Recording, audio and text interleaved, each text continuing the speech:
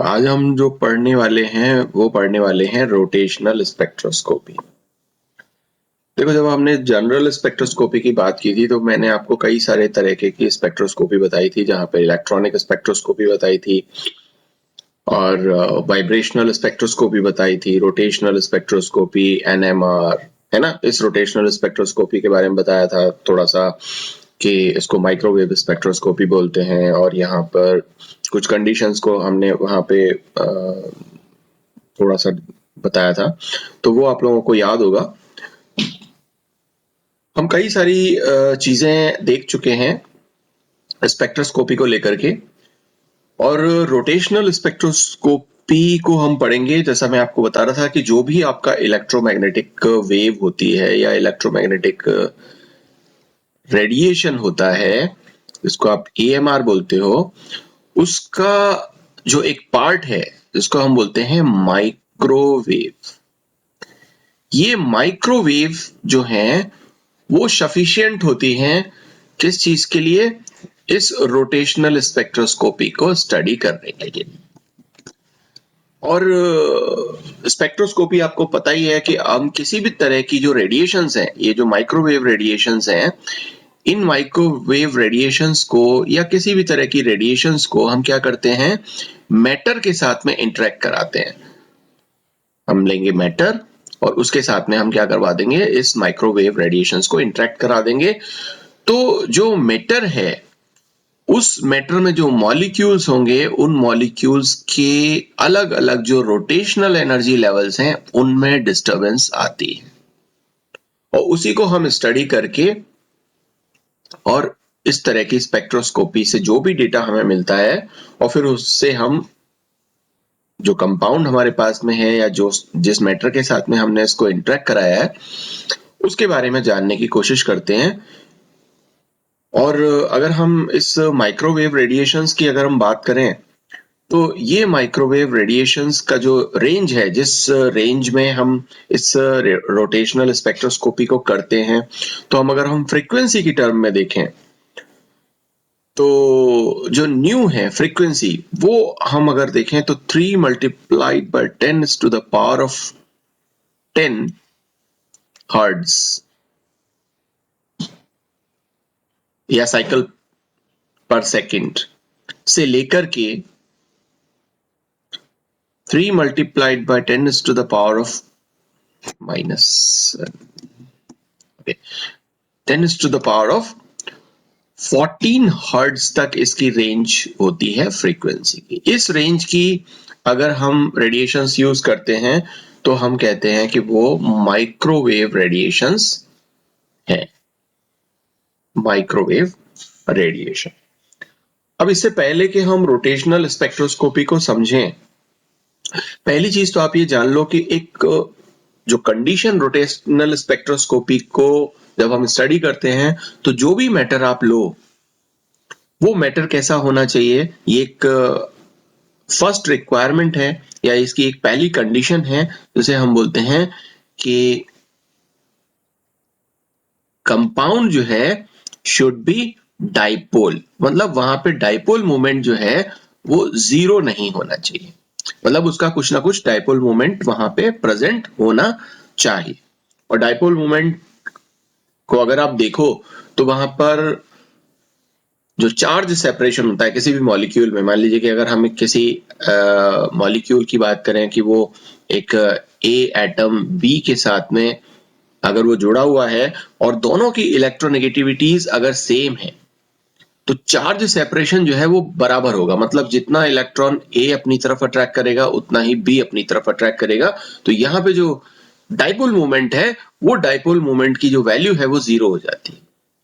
But अगर इनकी electronegativity एक जैसी नहीं है या सिमिलर नहीं है, तो हम ये कहेंगे कि कोई एक इस ए और बी में एक ऐसा एलिमेंट होगा जो ज्यादा इलेक्ट्रोनेगेटिविटी रखता है, और ज्यादा इलेक्ट्रोनेगेटिविटी रखता है तो वो इलेक्ट्रॉन्स को अपनी तरफ खींचता है। अब इसको अगर हम एक किसी एग्जांपल से देखें, जैसे मान लीजिए कि हमने यहाँ पर हाइड्रोजन बॉन्ड क्लोरीन ले लिया, और यहां पर हमें पता है कि जो क्लोरीन है उसकी इलेक्ट्रोनेगेटिविटी इस हाइड्रोजन के कंपैरिजन में ज्यादा होती है।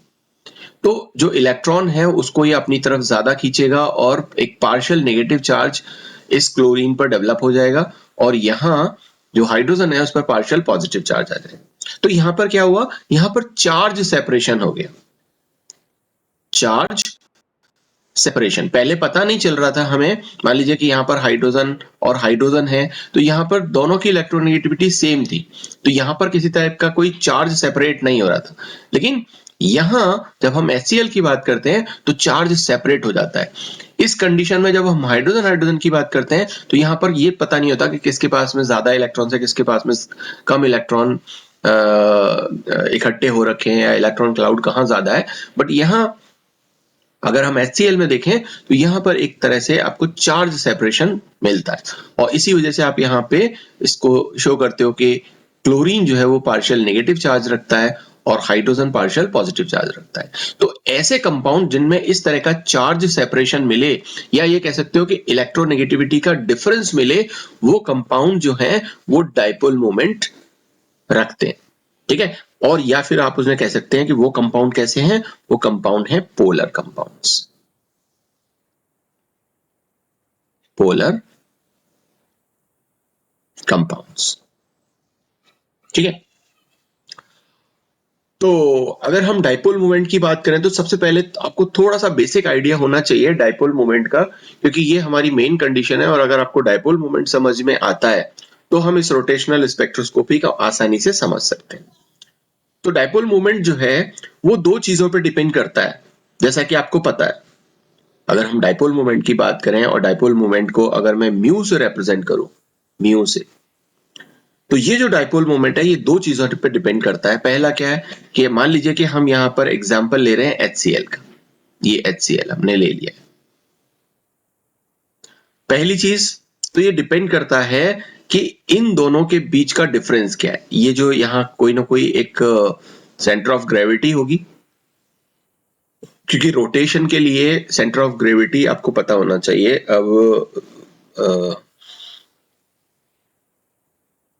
सेंटर ऑफ ग्रेविटी क्या होती है, इसको आप इस तरह से समझें कि जैसे मान लो कि आप यहाँ पे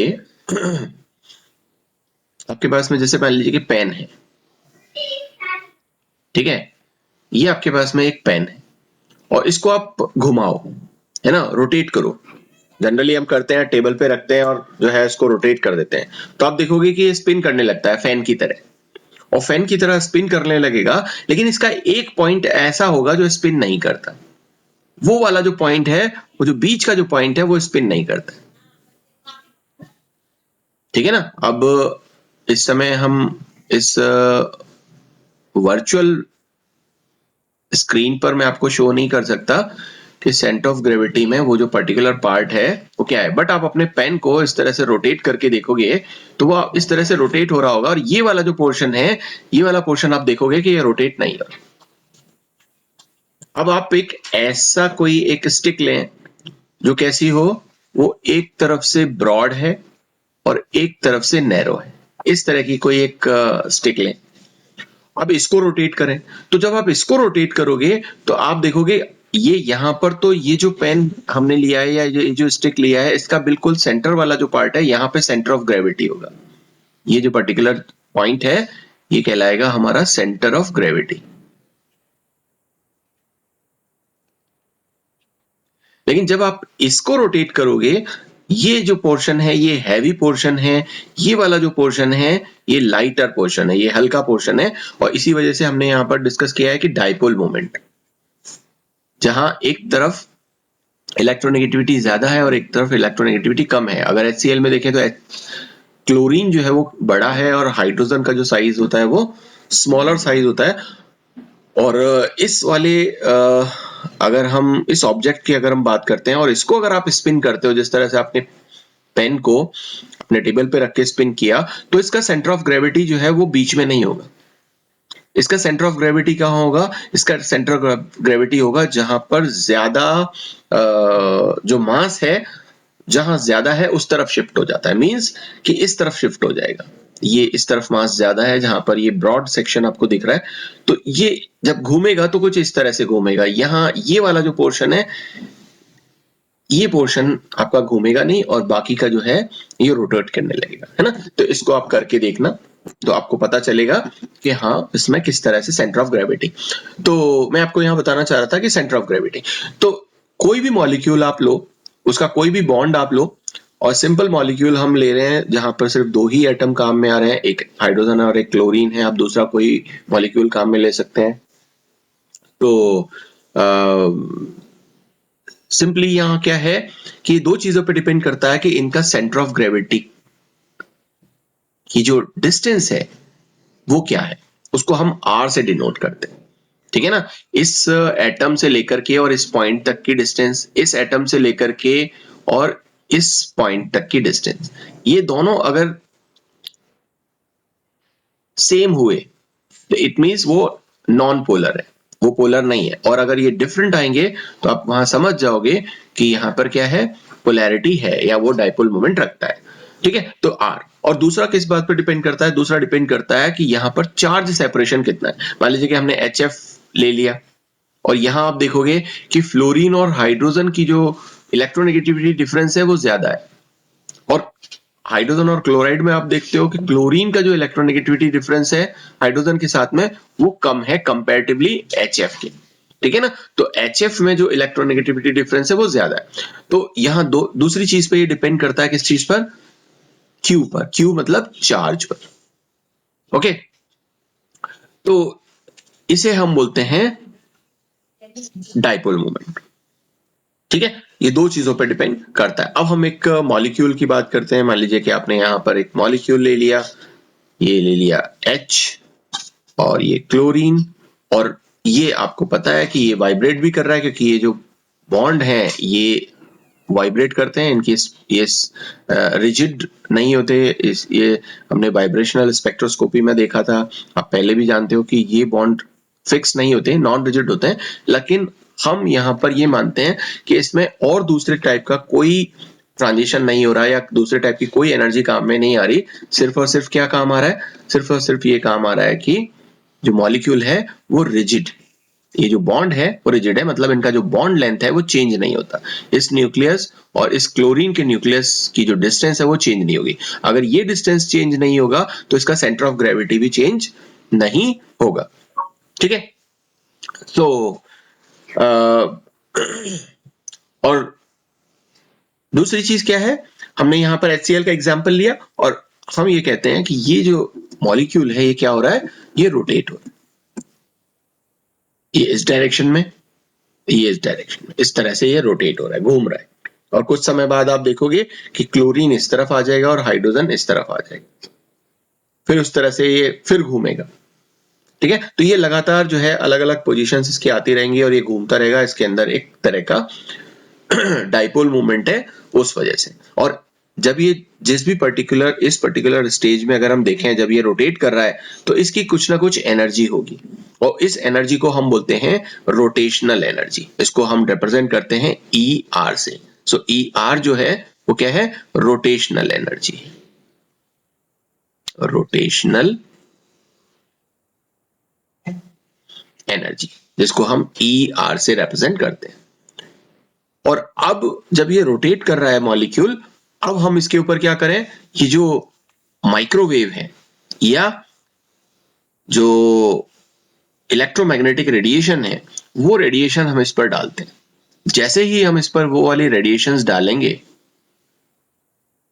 तो ये मॉलिक्यूल क्या करेगा, इन रेडिएशंस को एब्जॉर्ब करेगा और एक एनर्जी लेवल से, मान लीजिए कि ये इसके एनर्जी वाइब्रेशनल लेवल्स हैं और ये हायर वाइब्रेशनल लेवल्स हैं, तो ये यहाँ इस वाइब्रेशनल लेवल से इस अपर वाइब्रेशनल लेवल के अंदर मूव कर जाएगा। और ये कितनी एनर्जी इसने एब्जॉर्ब की, एक वाइब्रेशनल लेवल रोटेशनल लेवल से दूसरे रोटेशनल लेवल में मूव करने पर, उसी को हम यहां पर स्टडी करते हैं रोटेशनल स्पेक्ट्रोस्कोपी में, ओके। सो हम यहां पे मान लीजिए कि एग्जांपल लें और उससे देखें, समझें कि ये हमारे पास में हाइड्रोजन क्लोरीन अच्छा, एक चीज और मैं आपको यहाँ पे बताना भूल गया कि जो डाइपोल मोमेंट है इसको रिप्रेजेंट करते हैं हम किससे, इस तरह के एरो से, और ये वेक्टर क्वांटिटी होती है। वेक्टर क्वांटिटी मतलब डायरेक्शन पे डिपेंड करता है, कितना चार्ज है, कितना इसका सेंटर ग्रेविटी का जो डिस्टेंस है दोनों न्यूक्लियस और सेंटर ऑफ ग्रेविटी के बीच का, उस पर, और साथ में डायरेक्शन, ये तीन चीजों पर डिपेंड करता है। और जब हम मान लीजिए कि हमारे पास में यहाँ पर HCl मॉलिक्यूल है, ये HCl मॉलिक्यूल अपना रोटेट कर रहा है, रोटेट कर रहा है तो हम इसको थोड़ा सा रोटेशन इसका दिखा देते हैं कि ये पहले इस तरह का था, तो इसका, अच्छा मैं आपको अभी वही चीज बताना भूल रहा था वापस फिर दोबारा से, कि ये एक वेक्टर क्वांटिटी है और इसको हम इस तरह से एरो से रिप्रेजेंट करते हैं। और यहाँ एरो पर मैं यहाँ पर इसकी जो टेल पार्ट है वहां पर ये कट लगा करके शो करता हूँ, और ये जो डिस्टेंस है, ये जो एरो है, ये मैं कहाँ लगाता हूँ एरो, मान लीजिए कि ये मेरा इस तरह का है, तो ये इससे छोटा है तो इसका डाइपोल मोमेंट कम है, और अगर इस तरह का हुआ तो इसका डाइपोल मोमेंट और कम है, और इस तरह का हुआ तो इसका मतलब ये है कि यहाँ पर डाइपोल मोमेंट काफी ज्यादा है। तो ये जो एरो का साइज है, इससे हमें डाइपोल मोमेंट कितना है उसका एक अंदाजा लग जाता है कि डाइपोल मोमेंट ज्यादा होता है तो हम ज्यादा बड़ा एरो यहाँ पर शो करते हैं, डाइपोल मोमेंट कम होता है तो यहाँ पर हम छोटा एरो बनाते हैं, ठीक है। और इसकी ये डायरेक्शन भी है कि इस समय जो डाइपोल मोमेंट है वो इस तरह से है कि जो चार्ज है वो क्लोरीन की तरफ ज्यादा आएगा, ये जो हम अगर HCl ले रहे हैं तो क्लोरीन की तरफ ज्यादा आएगा, तो इसका हम इस तरह से शो करेंगे। लेकिन अगर मैं, ये जब रोटेट होगा HCl, तो ये रोटेट होकर के किस तरह से हो जाएगा, मान लीजिए कि ये रोटेट होकर के हो जाता है कुछ इस तरह का, ये रोटेट हो रहा है इस तरह से, ये इस तरह से, तो ये क्लोरीन ऊपर चला जाएगा और हाइड्रोजन जो है वो नीचे आ जाएगा, ठीक है। इस तरह जो जब इसके डाइपोल मोमेंट को यहाँ मैं नीचे शो कर देता हूँ, और इस समय जो इसका डाइपोल मोमेंट होगा वो कुछ इस तरह से होगा। उसके बाद में फिर हमें पता है कि ये रोटेट हो रहा है और किस तरह से चेंज हो जाएगा, ये यहाँ पे क्लोरीन आ जाएगा और ये हाइड्रोजन, ठीक है। तो इस समय जो डाइपोल मोमेंट होगा इसका, उसको हम इससे रिप्रेजेंट करेंगे, इस तरह से, इसका जो डायरेक्शन है वो इस तरह का होगा। फिर ये वापस रोटेट होगा इस तरह से, और हाइड्रोजन जो है वो ऊपर और क्लोरीन नीचे, और इस समय जो डाइपोल मोमेंट होगी इसकी, उसको हम इस तरह से शो करेंगे। फिर फर्दर ये रोटेट होगा,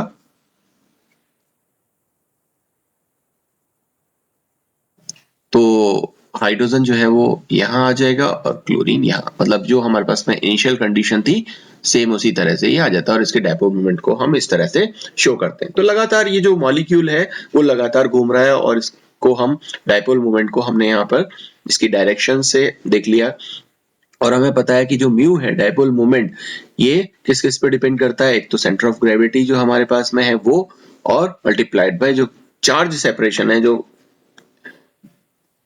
भी मॉलिक्यूल हमने लिया है वहां पे जो बॉन्ड है उसमें इलेक्ट्रोनेगेटिविटीज में कितना डिफरेंस है वो, ठीक है ना। तो ये जो भी मॉलिक्यूल हम लेते हैं, मान लीजिए कि यहाँ पर हमने HCl से ये लिया हुआ है और इस HCl को ही हम देखें और इसको हम एक प्लेन में माने, ये प्लेन में है ना, एक प्लेन बहुत सारे हो सकते हैं, ठीक है ना। तो हमने सिर्फ इसको अभी ये माना है कि ये इस वाले प्लेन में है और रोटेट कर रहा है, ये रोटेट कर रहा है कुछ इस तरह से, ठीक है। और इसकी कुछ ना कुछ फ्रीक्वेंसी है जिस फ्रीक्वेंसी के साथ में ये रोटेशन कर रहा है ना, एक पर्टिकुलर फ्रीक्वेंसी इसकी होगी, मान लीजिए कि यहाँ पे इसकी फ्रीक्वेंसी को हम मान लेते हैं μ1, और क्योंकि ये चार्ज पार्टिकल है और रोटेट कर रहा है तो यहां पर आपको एक चीज समझ में आएगी क्या, ना तो इसका आर चेंज हो रहा, आप यहां देखो सिर्फ ये रोटेट ही तो कर रहा है, जो सेंटर ऑफ ग्रेविटी यहाँ पे जो डिस्टेंस है वो चेंज नहीं हो रही, वो तो बराबर ही रहेगी ना, सेम ही रहेगी, वो तो हम चेंज नहीं कर रहे। बॉन्ड लेंथ तो मैंने आपको पहले ही बताया था कि यहाँ पे जो वो जो हाइड्रोजन और क्लोरीन जो जुड़े हुए हैं वो किसी स्प्रिंग से नहीं जुड़े, वो क्या है, रिजिड बॉन्ड्स, ये चेंज नहीं हो रहा। और जब ये चेंज नहीं हो रहा इसका बॉन्ड, तो इसका मतलब ये है कि इसकी जो सेंटर ऑफ ग्रेविटी से जो डिस्टेंस है, जो आर की जो वैल्यू है वो भी चेंज नहीं हो रही, तो ये भी अनचेंज्ड है। Q जो इन पर चार्ज है वो चार्ज भी चेंज नहीं हो रहा, क्योंकि जो इलेक्ट्रोनेगेटिविटी इस क्लोरीन की पहले थी वही इलेक्ट्रोनेगेटिविटी क्लोरीन की बाद में होगी। मतलब हर जगह जहां पर भी क्लोरीन है या हाइड्रोजन है, इनकी इलेक्ट्रोनेगेटिविटी हमेशा सेम रहेगी। और सेम रहेगी तो चार्ज सेपरेशन, मतलब जो पार्शियल पॉजिटिव और पार्शियल नेगेटिव चार्जेस यहाँ पर डेवलप होंगे उनकी क्वांटिटी भी क्या होगी, हमेशा सेम, हाइड्रोजन और क्लोरीन पर। और अगर ऐसा हुआ तो ना तो R चेंज हो रहा है ना Q चेंज हो रहा है, तो डाइपोल मोमेंट में चेंज जो होगा वो क्या होगा, वो भी नहीं होगा। बट क्योंकि मैंने आपको बताया कि ये वेक्टर क्वांटिटी है, जो डायरेक्शन है वो चेंज हो रही है, मैग्नीट्यूड चेंज नहीं हो रहा बट डायरेक्शन चेंज हो रही है, और डायरेक्शन चेंज होने की वजह से इसका डाइपोल मोमेंट जीरो नहीं होता। ओके, तो अब ऐसे केस में जहां पर इसका मैग्नीट्यूड चेंज नहीं हो रहा, डायरेक्शन चेंज हो रही है, और ऐसे केस में हम क्या करते हैं, इसके ऊपर एक रेडिएशन पास करते हैं। ये रेडिएशन जो है वो मैंने इसको दिया, और जब मैं इसको ये रेडिएशन देखूं, और आपको मालूम है रेडिएशन जो है वो इलेक्ट्रिक पार्ट और मैग्नेटिक पार्ट, दो पार्ट से मिलकर के बना है, हमने पहले भी स्टडी किया था। ये इसका इलेक्ट्रिक पार्ट और मैग्नेटिक पार्ट से मिलकर के बना हुआ है, ये ऐसे इसके परपेंडिकुलर मूव करता है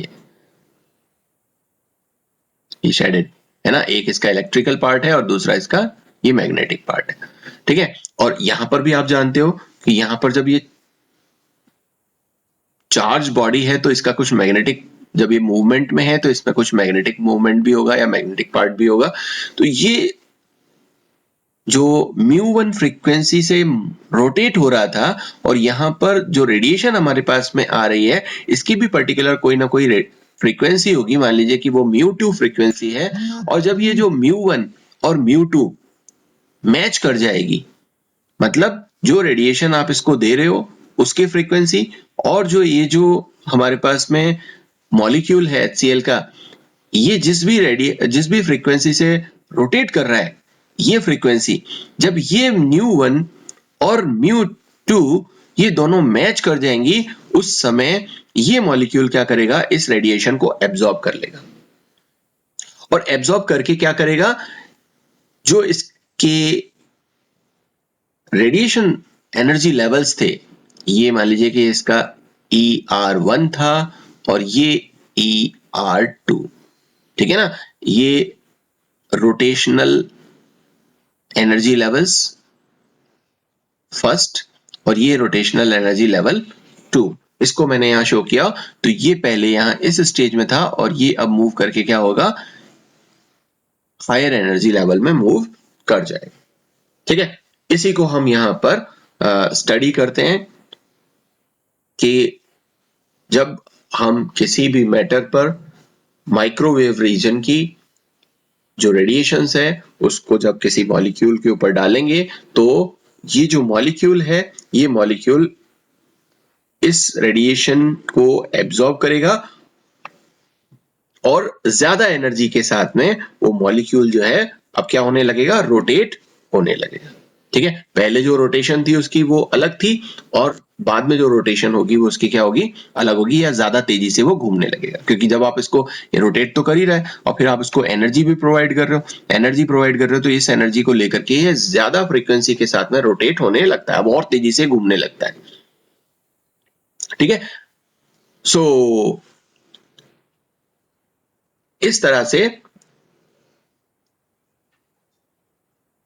एक ऐसा मॉलिक्यूल जो डाइपोल मोमेंट रखता है या एक पोलर मॉलिक्यूल है, वो जब रोटेट कर रहा होता है उस समय जब हम रेडिएशन उस पर पास करते हैं, तो दोनों की रेडिएशंस जो हैं, सॉरी रेडिएशन की जो दोनों की जो फ्रीक्वेंसी है रेडिएशंस की और मॉलिक्यूल के रोटेट होने की, वो मैच करती है, उस समय वो एब्जॉर्ब कर लेता है किसको, रेडिएशंस को।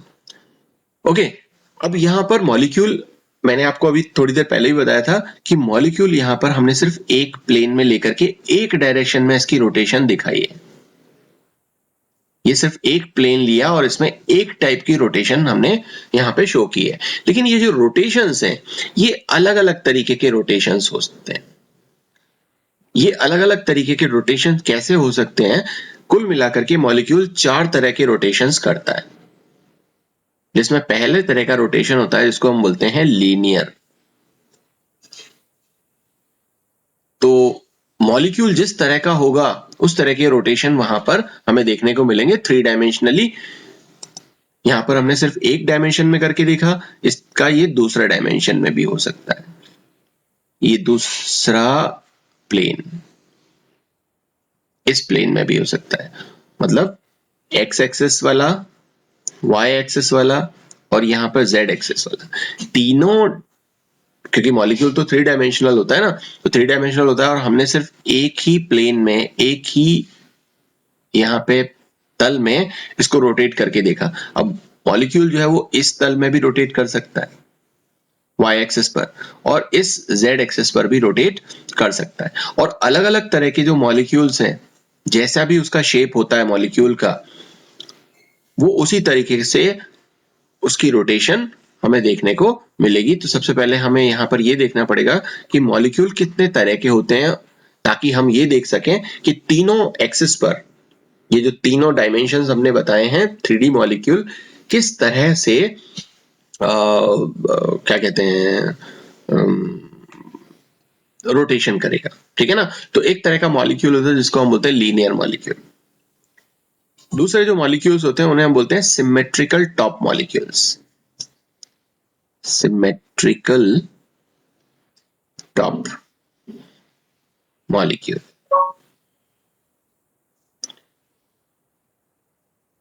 थर्ड जो मॉलिक्यूल्स का जो टाइप है उसे हम बोलते हैं स्फेरिकल टॉप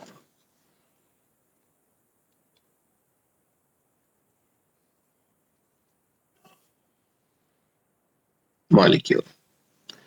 और फोर्थ जो मॉलिक्यूल होते हैं उसे हम बोलते हैं असिमेट्रिकल टॉप,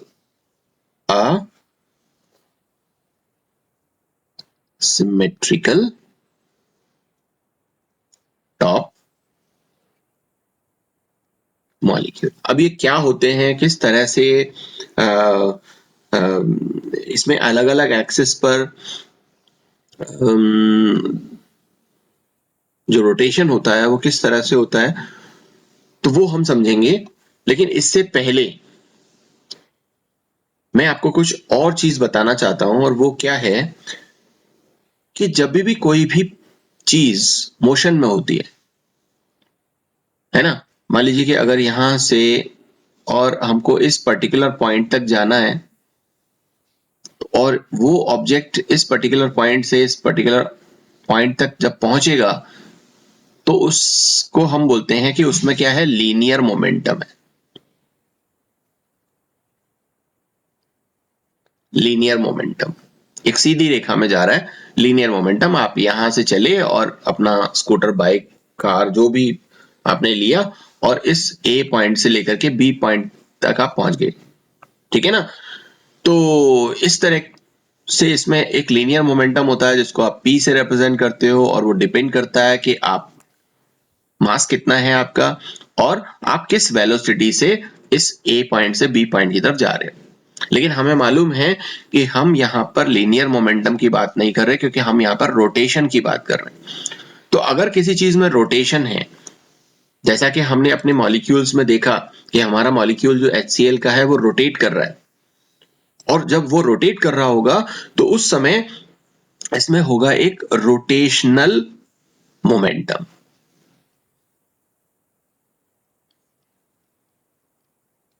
रोटेशनल मोमेंटम, और ये डिपेंड कर किस चीज पे करता है, ये इसकी जो वैल्यू है, या रोटेशनल मोमेंटम को जो निकालते हैं वो निकालते हैं I मल्टीप्लाइड बाय ओमेगा। अब ये जो v है, ये क्या है, लीनियर वेलोसिटी। क्योंकि लीनियर मोमेंटम है, तो यहां जब A से और B की तरफ हम आगे मूव कर रहे हैं, तो लीनियरली मूव कर रहे हैं या एक रेखा में मूव कर रहे हैं, तो ये लीनियर वेलोसिटी है।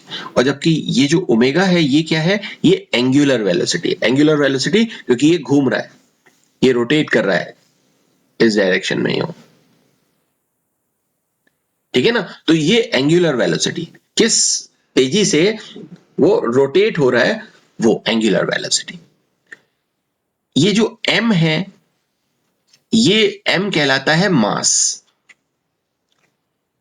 और ये जो आई है, यहां इस आई को हम बोलते हैं मोमेंट ऑफ इनर्शिया। ठीक है, तो ये आपकी है लीनियर वेलोसिटी, इसको हम बोलते हैं ओमेगा को एंगुलर वेलोसिटी।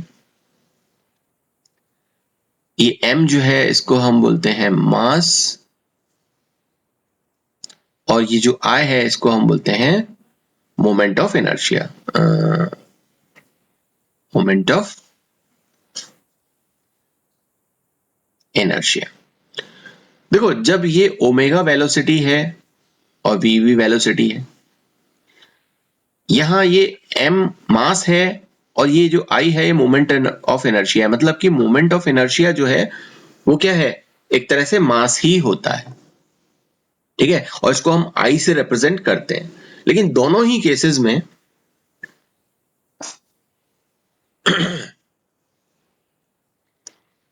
जो मोमेंट ऑफ इनर्शिया है उसकी जो वैल्यू होती है उसको हम कहते हैं I equals to m multiplied by r square. और ये जो r है ये क्या है, वही सेंटर ऑफ ग्रेविटी। डिस्टेंस, मान लीजिए कि आपके पास में कोई एक एटम है, लेट्स से कि ये हमारे पास में हाइड्रोजन ही है, हाइड्रोजन को ही ले लेते हैं हम। ये हाइड्रोजन एटम है, एटम माइंडेड एटम है, और इस एक एटम को हम क्या करते हैं, घुमाते हैं। ठीक है, ये हमने एक बॉन्ड है, यहां पर कुछ जुड़ा हुआ नहीं है, ये कुछ नहीं है, यहां पर ये नहीं है। ठीक है, तो ये पर्टिकुलर पॉइंट, इसको जब हमने घुमाया तो ये इस पर्टिकुलर जगह पर क्या होने लगेगा, घूमने लगेगा। तो ये इसका सेंटर ऑफ ग्रेविटी होगा, ये पर्टिकुलर पॉइंट जो है वो सेंटर ऑफ ग्रेविटी होगा, और इसको हम बोलते हैं, ये जो डिस्टेंस है इसको हम बोलते हैं क्या, ये r। लेकिन अगर ऐसी सिचुएशन होती है कि यहां पर आपके पास में हाइड्रोजन और यहां, जिसको मैंने सिर्फ यहां एक पॉइंट से रिप्रेजेंट किया था, वहां पर है हमारे पास में क्लोरीन, ये क्लोरीन। तो इस समय क्या होगा, इस समय जो सेंटर ऑफ ग्रेविटी होगा वो बीच में नहीं होगा बल्कि यहां होगा, इस तरफ।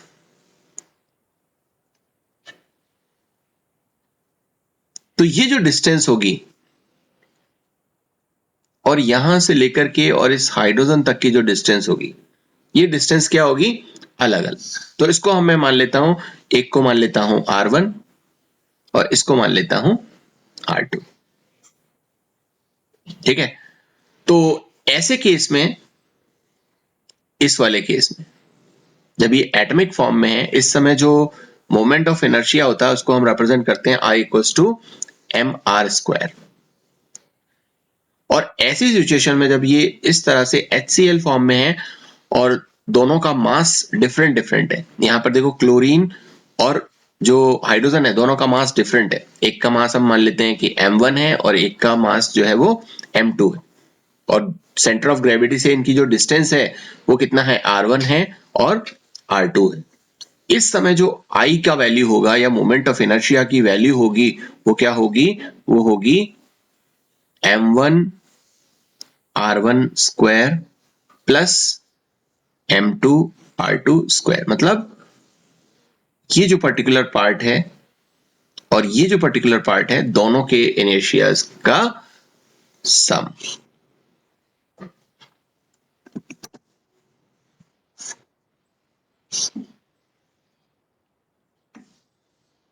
ओके, अब इनर्शिया होता क्या है वो मैथमेटिकली आपने यहां पर देखा और मैंने आपको समझाने की कोशिश की। आप इसको अगर प्रैक्टिकली देखना चाहते हो तो इसको इस तरह से समझो कि मान लीजिए कि मेरे पास में ये एक मॉलिक्यूल है,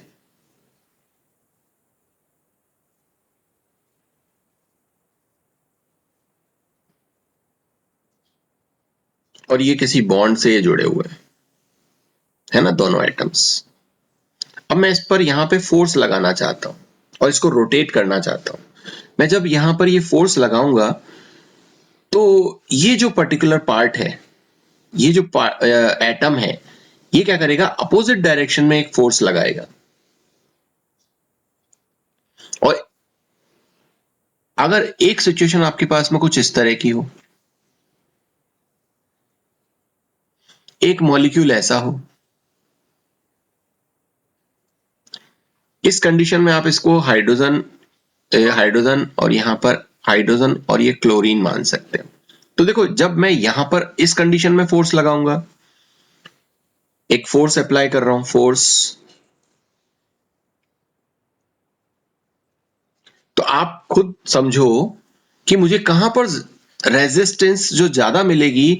ये क्लोरीन मॉलिक्यूल अपोजिट डायरेक्शन में एक टॉर्क लगा रहा है, ठीक है, रेजिस्ट कर रहा है, इस एंगुलर मोशन को होने नहीं दे रहा। जब मैं इसको यहां पर इस फोर्स को यहां पर लगाऊंगा तो ये क्लोरीन मॉलिक्यूल एटम जो है वो भारी होने की वजह से क्या करेगा, एक अपोजिट डायरेक्शन में मेरे को एक फोर्स लगाएगा। तो यही जो रेजिस्टिंग फोर्स है या रेजिस्टिंग जो एक तरह से इस फोर्स को लगाने पर ये जो रेजिस्ट करेगा, इसी को हम बोलते हैं इनर्शिया। या इतना फोर्स, आप ये कह सकते हैं कि इतना फोर्स मैं इसको लगाऊं कि ये रोटेट होने लगे, तो उसे हम बोलेंगे इनर्शिया। और ये किस पर डिपेंड कर रहा है, ये मास पे डिपेंड कर रहा है कि यहां ये जो भी एटम्स आपने काम में लिए हैं वो एटम्स का मास क्या है। अगर ये मास ज्यादा होगा तो इनर्शिया भी ज्यादा होगा, मास कम होगा तो इनर्शिया भी कम होगा। सिंपल। अब हम आ जाते हैं अपने वापस ऊपर की तरफ। जब आप लोगों ने ये समझ लिया कि इनर्शिया क्या है, अब ये जो चार तरह के मॉलिक्यूल्स मैंने आपको जो बताए हैं, इसमें अलग अलग तरह से जो रोटेशन होने वाली है, इनको हम बात करते हैं। मान लीजिए कि सबसे पहले हम बात करते हैं लीनियर मॉलिक्यूल की। तो ये एक लीनियर मॉलिक्यूल हमने ले लिया HCl। इसमें कोई एंगल नहीं है, कोई कुछ नहीं है, सिर्फ एक लीनियर एक रेखा में ये मॉलिक्यूल है। और इसके ये मान लीजिए कि ये एक प्लेन में है, ये हमने प्लेन भी बना दिया है ना, इस प्लेन में। अब इसके तीन एक्सेस हो सकते हैं, कौन कौन से, इसको मैं एक दूसरे कलर से शो करूं। तो एक एक्सेस तो हो सकता है कि मैं इसको इस तरह से घुमाऊं,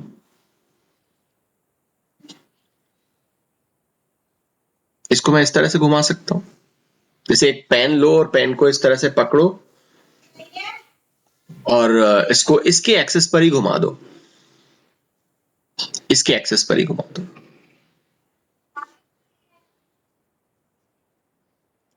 दूसरी कंडीशन क्या हो सकती है, या दूसरा एक्सेस क्या हो सकता है कि मैं इस पर जो फोर्स लगाऊं वो फोर्स कैसे लगाऊं, इस तरह से फोर्स लगाऊं।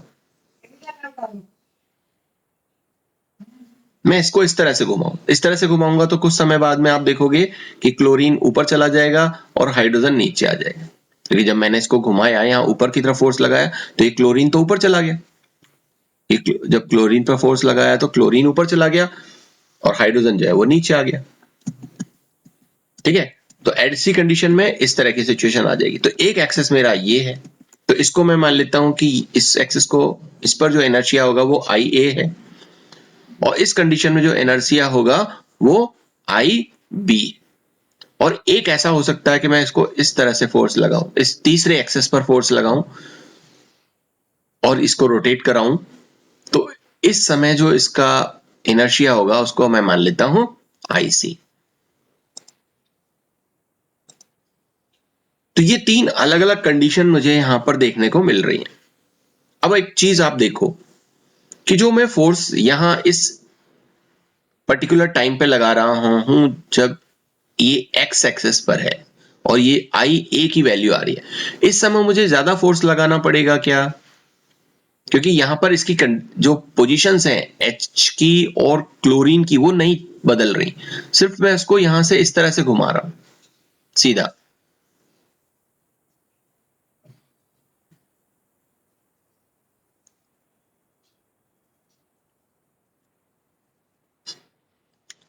आई डोंट नो, मुझे ये चीज, आपको ये चीज पता चल रही है, समझ में आ रही है या नहीं?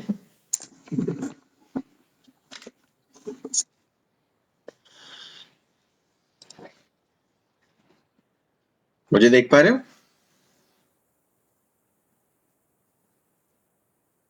Yes sir. ओके, तो देखो मेरे पास में ये मान लीजिए कि पेन है, और इस पेन को, ये मेरा एक लीनियर मॉलिक्यूल है, और इस लीनियर मॉलिक्यूल को मैं क्या कर रहा हूँ, घुमा रहा हूँ, इस तरह से घुमा रहा हूँ, ठीक है ना? अब इस तरह से जब मैं इसको घुमाऊंगा तो इस समय मुझे ज्यादा फोर्स लगाने की जरूरत नहीं है, क्योंकि इसकी एक्सिस क्या है, सेम एक्सिस पर घूम रहा है, इसकी पोजीशन चेंज नहीं हो रही ना, तो इस पर्टिकुलर, इसको क्लोरीन माना है हमने और इस वाले पॉइंट को हाइड्रोजन माना है, तो दोनों पॉइंट की जो सिचुएशन है वो चेंज नहीं हो रही, या पोजीशन चेंज नहीं हो रही, सिर्फ मैं इसको इस तरह से घुमा रहा हूं, ठीक है? लेकिन अगर मैं इसको इस तरह से घुमाऊं, यूं यूं फोर्स लगाऊं, और इस तरह से अगर मैं घुमाता हूं, तो मुझे ज्यादा फोर्स लगाना पड़ेगा, और अगर मैं इसको इस तरह से घुमाऊं, क्यों, तो भी मुझे ज्यादा फोर्स लगाना पड़ेगा, ठीक है? तो कहने का मतलब क्या है? कहने का मतलब यहां पर ये है कि जो आई ए है, ये आई ए क्या है, ये जीरो के इक्विवेलेंट, लगभग जीरो। यहां पर मुझे ज्यादा इनर्शिया लगाने की जरूरत नहीं है, क्योंकि यहां पर जो मैग्नीट्यूड है वो चेंज नहीं हो रहा, सॉरी, उस सेम एक्सिस पर, उस वो जो हमारे पास में जो मॉलिक्यूल है, उनकी पोजीशन चेंज नहीं हो रही है, वो जो HCl हमने लिया हुआ है उसकी पोजीशंस चेंज नहीं हो रही है,